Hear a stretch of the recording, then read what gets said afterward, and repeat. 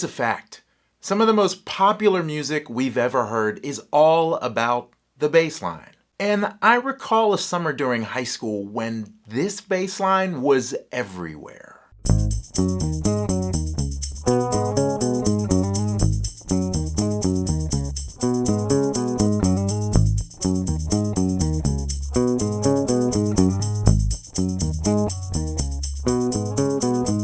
Wait, hold on.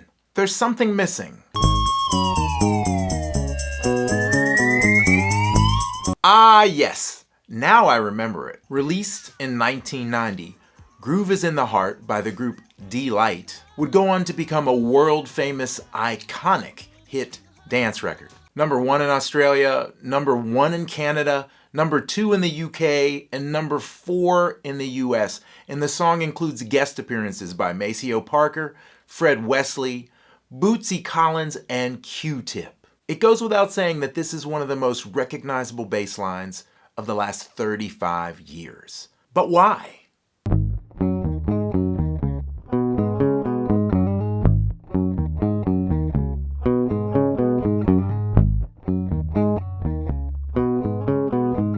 Mostly it has to do with the simplicity of the line.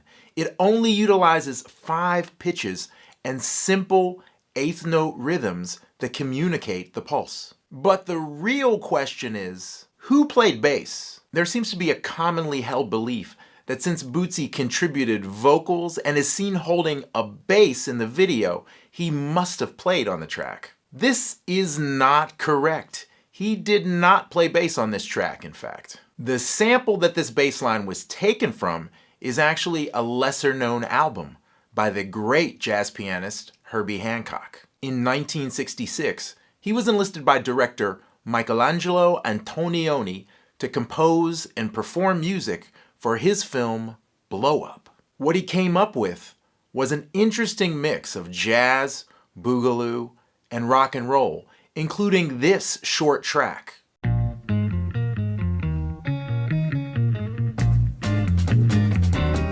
Which you can clearly hear is faster than the sample.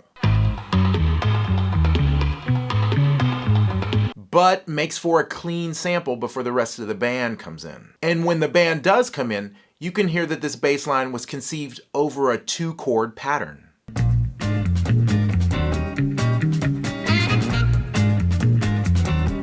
Now, here's the amazing part. The band credits on this track include Joe Henderson on tenor saxophone, Jack DeJohnette on drums, Jim Hall on guitar, and Ron Carter on the bass. That's right, it's the maestro. Is there anyone in recorded music that is as prolific as him?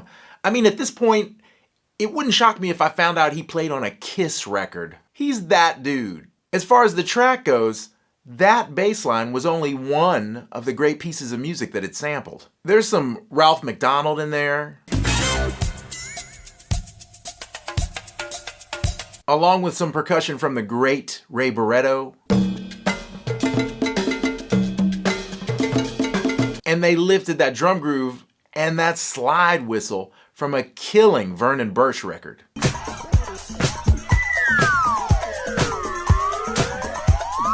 This is why I'm such a huge fan of Golden Age sampling. That is sampling that took place between 1986 and around 1993. It's very layered, it's extremely nuanced, the musicians sampled are really great players, and these records tend to make you want to move. Somehow, a record sung in 1990 using a bass line from 1966 and a drum beat from 1979 was the perfect song for that moment. That's pretty cool.